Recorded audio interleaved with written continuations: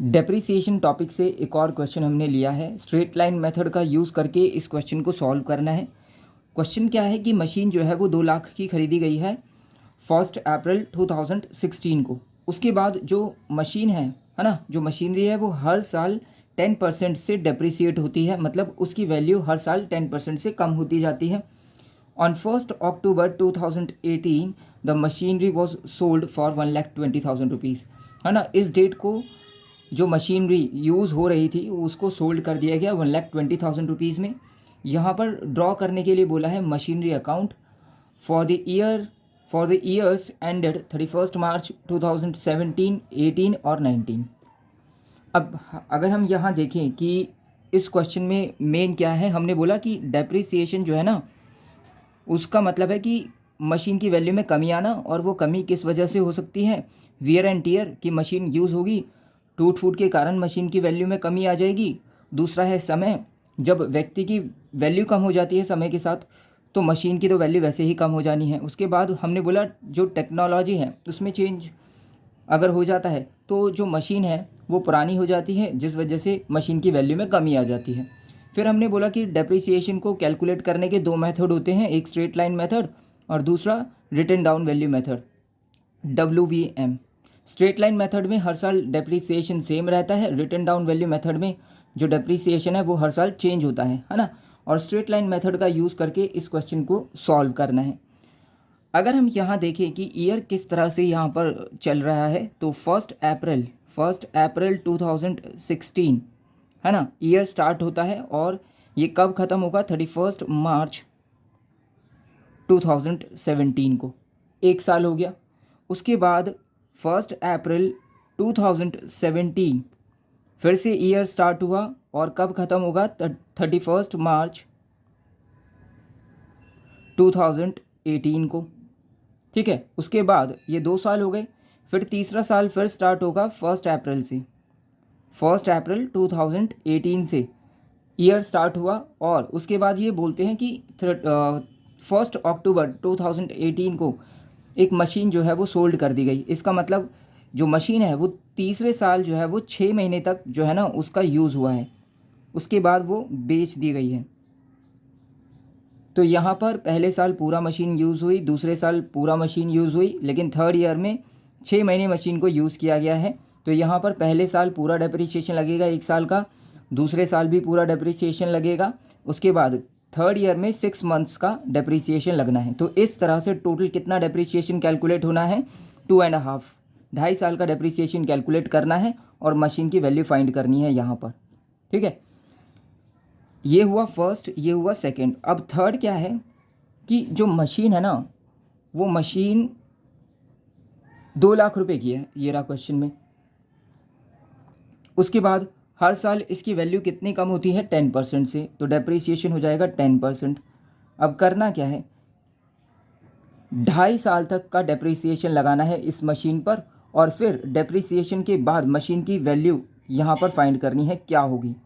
ठीक है, और फिर क्या करेंगे, इस मशीन को कितने में सोल्ड कर दिया जाता है, इस मशीन को 1,20,000 रुपीज़ में सोल्ड कर दिया जाता है। तो क्या करेंगे, सोल्ड 1,60,000 रुपीज़। ठीक है, इस अमाउंट को जो ये डेप्रिसिएशन कैलकुलेट करने के बाद अमाउंट आएगा उससे कंपेयर करना है। कंपेयर करने के बाद या तो प्रॉफिट मिलेगा या लॉस मिलेगा और इसी का रिकॉर्ड हमें यहाँ अकाउंट बना करके करना है। अब ये है machinery account, date particulars amount, date particulars amount, ये कॉलम्स बनाएंगे। ये वाली डेबिट साइड हो जाती है और ये वाली क्रेडिट साइड होती है। ठीक है, अब करना क्या है, 1 बाय 1 देखेंगे। सबसे पहले 2016 में 1 अप्रैल को मशीन खरीदी गई टू बैंक अकाउंट, और मशीन कितने की खरीदी गई, 2 लाख रुपए की। उसके बाद अगर हम देखें यहाँ पर मशीन को पूरा साल यूज़ किया गया है, इसका मतलब 2017 31 मार्च, है ना, पूरे साल का डेप्रिसिएशन लगेगा bye depreciation, DEPRECIATION, depreciation account. और वो कितना लगना है, 2 लाख पर 10% डेप्रिसिएशन कैलकुलेट करना है, जो कि होता है 20,000 रुपीज़। यहाँ तक हो जाएगा। अब करना क्या है, 2 लाख माइनस 20,000 रुपीज़, तो यहाँ पर जो 31 मार्च है उसको मशीन की वैल्यू कितनी रह जाती है at the end of first year? तो मशीन की वैल्यू रह जाती है BALANCE बैलेंस CD। तो मशीन की वैल्यू रह जाती है 1,80,000 रुपीज़। तो पहले साल का हमने ये रिकॉर्ड रखा है। ठीक है, क्या किया, सबसे पहले जो मशीन ख़रीदी है उसका रिकॉर्ड किया, उसके बाद इस पर डेप्रिसिएशन लगाया पूरे साल का 10% जो कि 20,000 आता है। तो 20,000 से मशीन की वैल्यू क्या हो गई, कम हो गई। तो अब एक साल के एंड में मशीन की वैल्यू रह गई 1,80,000 रुपीज़। अब दूसरा साल फिर स्टार्ट होगा, मशीन फिर से जो है ना वर्क करेगी, है ना, यूज़ होगा मशीन का। 1,80,000 की अब मशीन रह गई है। भाई जो क्लोजिंग बैलेंस है वो क्या बन जाता है नेक्स्ट ईयर, ओपनिंग बैलेंस। तो यहाँ पर टू बैलेंस BD, और वो कितना हो जाएगा 1,80,000 रुपीज़। अब करना क्या है, ये मशीन पूरा साल यूज़ होगी, यानी कि 1 अप्रैल 2017 से 31 मार्च 2018 तक इस मशीन को यूज़ किया जाएगा। डेप्रीसिएशन लगेगा बाय DEPRECIATION डेप्रीसिएशन अकाउंट, और वो कितना लगना है 2 लाख। अगेन इस पर ही 2 लाख पर 10% लगा दो, जो कि आता है 20,000 रुपीज़। अब फिर से मशीन की वैल्यू कितनी कम हो जाएगी, 20,000 रुपीज़ से कम हो जाएगी। तो 31 मार्च 2018 को अब मशीन की क्लोजिंग जो है ना क्लोजिंग बैलेंस कितना रह जाएगा, मशीन की वैल्यू कितनी रह जाएगी BALANCE बैलेंस CD। तो क्लोजिंग बैलेंस आ जाएगा 180 माइनस 20 1,60,000 रुपीज़। तो अब ये क्लोजिंग बैलेंस आ गया है। टोटल कर लेंगे भाई, मशीन को पूरा साल यूज़ किया, 20,000 का डेप्रिसिएशन आ गया, डेप्रिसिएशन माइनस करने के बाद अब मशीन की वैल्यू 1,60,000 रुपीज़ रह गई है। अब नेक्स्ट फिर से इस मशीन को यूज़ किया जा रहा है ना, इस मशीन को फिर से यूज़ किया जा रहा है। अब इस मशीन को यूज़ किया जा रहा है तो ये वाला क्लोजिंग बैलेंस अब क्या बन जाएगा 2018 1 अप्रैल opening balance to balance BALANCE balance BD 1,60,000 rupees यहाँ ट्रांसफ़र कर देंगे। और अब यहाँ पर जो मशीन है वो 1 अक्टूबर को सोल्ड होनी है। तो इस तरह से मशीन जो है वो 2018 में 1 अक्टूबर तक यूज़ होगी, और 1 अक्टूबर तक यूज़ होगी तो इसका मतलब 1 अक्टूबर तक का डेप्रिसिएशन लगेगा। ठीक है, और हमने पहले भी बोला था, क्या बोला था, 2.5 साल का डेप्रिसिएशन लगाना है। पहले 2 साल का तो लग चुका है, अब यहाँ पर 6 मंथ्स का और डेप्रिसिएशन लगाना है।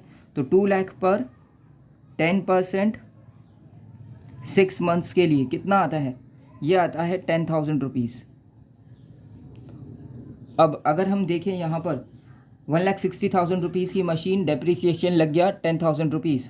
उसके बाद यहाँ पर बोला है कि इस मशीन को जो है ना वो सोल्ड कर दिया बाय बैंक अकाउंट। कितने का सोल्ड कर दिया, बोलते हैं 1,20,000 रुपीज़ में इसको सोल्ड कर दिया है, ये क्वेश्चन में बोला है। तो हमने क्या किया 1,20,000 रुपीज़ यहाँ लिख दिया है। ठीक है, अब हमने आपको ये बोला था कि प्रॉफिट एंड लॉस इसका पता करना है। अब डेप्रिसिएटेड वैल्यू देखनी है, 1,60,000 माइनस 10,000, 1,60,000 माइनस 10,000 का डेप्रिसिएशन लगा 6 महीने का। तो अब मशीन की वैल्यू रह जाती है 1,50,000 रुपीज़। अब इस 1,50,000 रुपीज़ को किससे कंपेयर करना है, जितने की मशीन जो है वो सोल्ड की गई है। तो यानी कि 1,50,000 रुपीज़ माइनस 1,20,000 रुपीज़, तो क्या आता है 30,000 रुपीज़। और ये क्या हो जाएगा, ये हो जाएगा लॉस। भाई 1,50,000 की मशीन और 1,20,000 रुपये में सोल्ड कर दी जाती है। ये 1,20,000 है, 1,60,000 रुपीज़ नहीं है। एक बार मिस्टेक हो गई है, थोड़ा सा देख लेना कि सोल्ड जो है वो 1,20,000 रुपीज़ में की है। तो 1,50,000 की मशीन 1,20,000 में सोल्ड कर दी गई। तो इस तरह से लॉस आ गया 30,000 रुपीज़ का। तो क्या करना है, यहाँ पर रिकॉर्ड करना है by loss on sale of machinery. और वो कितने का आ जाएगा, वो आ जाएगा 30,000 रुपीज़ का। टोटल कर लो 1,60,000 रुपीज़, 1,60,000 रुपीज़। तो ये करना है, क्या करना है, सबसे पहले जो मशीन खरीदी उसका रिकॉर्ड करना है। पूरा साल मशीन यूज़ हुई तो पूरे साल का 10% डेप्रिसिएशन लगाया 20,000 rupees. 2 lakh minus 20,000 rupees, 1,80,000 rupees अब मशीन की वैल्यू आ गई। उसके बाद ये मशीन फिर से यूज़ होगी तो क्लोजिंग बैलेंस ओपनिंग बैलेंस बन जाएगा 1,80,000 रुपीज़ पर फिर से डेप्रिसिएशन लगाओ 10%, पूरा साल मशीन यूज़ होगी दूसरे साल, 20,000 रुपीज़ डेप्रिसिएशन आ गया। माइनस करने के बाद हमें क्लोजिंग वैल्यू कितनी मिलती है 1,60,000 रुपीज़, तो ये बैलेंस सीडी हो गया। उसके बाद 1,60,000 रुपीज़ क्लोजिंग बैलेंस, अब ये क्या बन जाएगा, बैलेंस बीडी ओपनिंग बैलेंस। और फिर हमने बोला ये मशीन जो है वो 6 महीने यूज़ होगी, उसके बाद इसको सोल्ड कर दिया जाएगा, तो 6 महीने का डेप्रिसिएशन लगाया। उसके बाद जो मशीन जो है सोल्ड कर दी गई 1,20,000 रुपीज़ में, उसका रिकॉर्ड रखा। फिर उसके बाद हमने क्या किया कि 1,60,000 रुपीज़ इस पर डेप्रिसिएशन अगर हम हटा दें 10,000 रुपीज़, तो अब मशीन की वैल्यू 1,50,000 रुपीज़ है, जिसको 1,20,000 में सोल्ड कर दिया गया। इसका मतलब सीधा सीधा 30,000 रुपीज़ का लॉस आया और उस लॉस को हमने यहाँ रिकॉर्ड कर दिया, टोटल कर दिया। ये क्वेश्चन हो गया पूरा।